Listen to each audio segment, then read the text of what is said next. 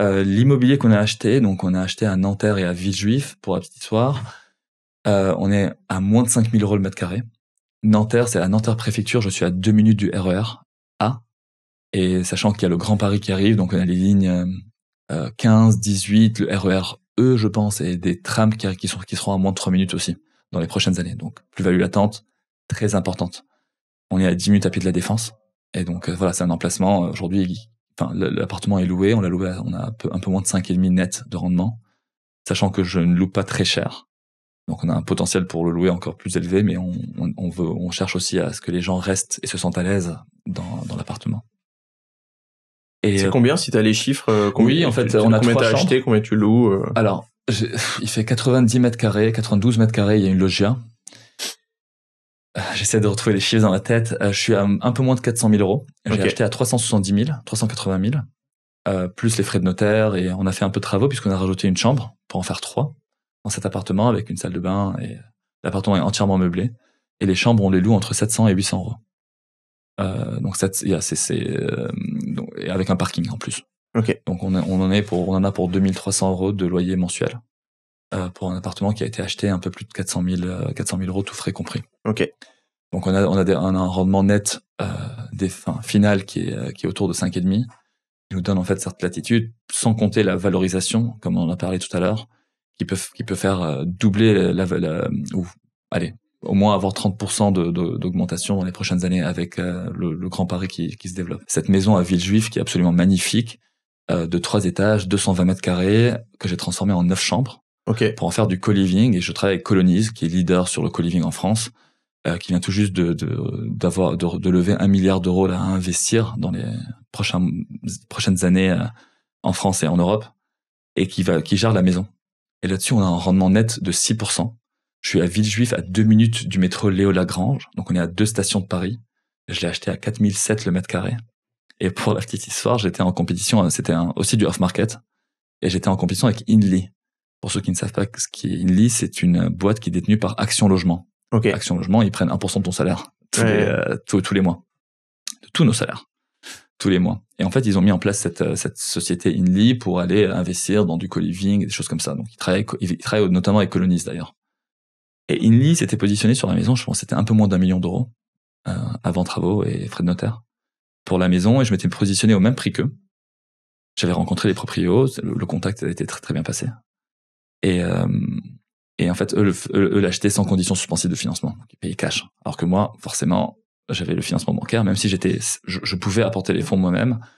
Je préfère toujours mettre en place une condition suspensive de financement. On ne sait jamais ce qui peut arriver. Et donc, j'ai passé 6 jours à harceler l'agent immobilier, l'appeler tous les jours pour qu'il pousse mon dossier plus que celui d'Inly auprès des vendeurs. Et pour le côté humain, parce que je vais prendre soin de la maison, parce que Inly voulait en faire 11 chambres, et je ne sais absolument pas où ils voulaient mettre les 11 chambres. Alors que moi, 9, c'est vraiment le maximum qu'on pouvait faire, sachant tout en gardant en fait des espaces communs. On a 50 mètres carrés d'espace commun à l'intérieur. On a une terrasse de 40 mètres carrés. On a un jardin de 70 mètres carrés. C'est vraiment une superbe maison. Hein. Et d'ailleurs, demain, je vais sur place avec Colonize. On va communiquer dessus. Et dans les prochaines semaines, on va communiquer dessus de plus en plus. Maison qui va être louée à une société qui loue toute la maison pour une année, les 9 chambres, et ce qui va nous générer en fait un rendement fixe de 6% net, sans la plus-value latente, etc.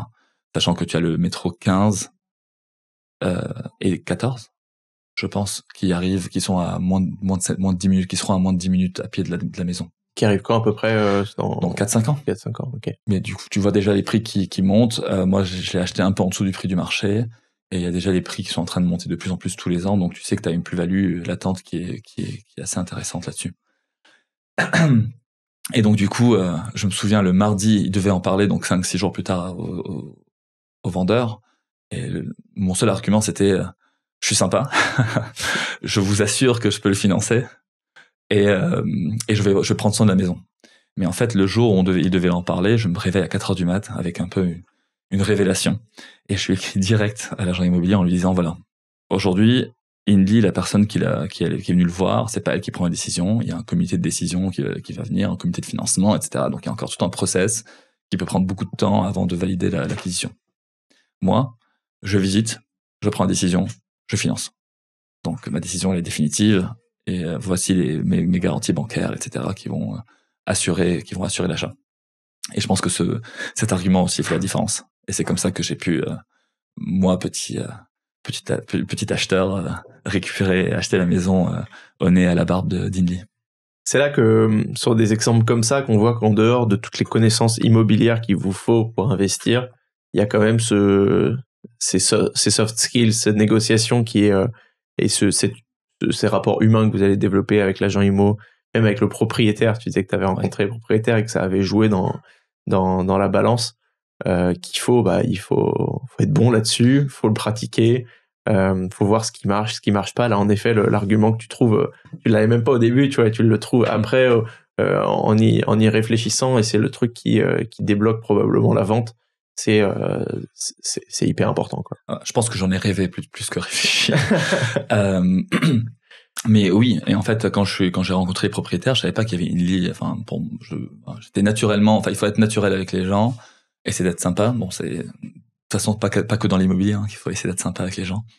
Et oui, forcément, les soft skills, c'est montrer qu'on a confiance en soi quand on vient pour acheter un bien, qu'on a déjà fait notre analyse au préalable, etc. Tout ça, ce sont des points qui sont clés, qui vont rassurer l'agent immobilier. Et si l'agent immobilier est rassuré, il est sûr qu'on va avoir le financement et qu'on va pas se rétracter. Ben, il va être tranquille, il va être beaucoup plus tranquille pour nous filer les bonnes offres. Ok. Bah écoute, voilà. Hyper intéressant cette maison à Villejuif. Quasiment 1 million, tu disais d'euros. Alors le coût c'était 950 000 plus les frais d'agence. Okay. Donc on était un peu en dessous d'1 million et on a mis plus de 200 000 euros de travaux dedans, plus les frais de notaire. Donc il y a eu pas mal de choses. Mais la maison est absolument splendide. Donc j'ai hâte de la voir demain. Elle sera entièrement meublée et elle sera louée dès mi-juillet en fait.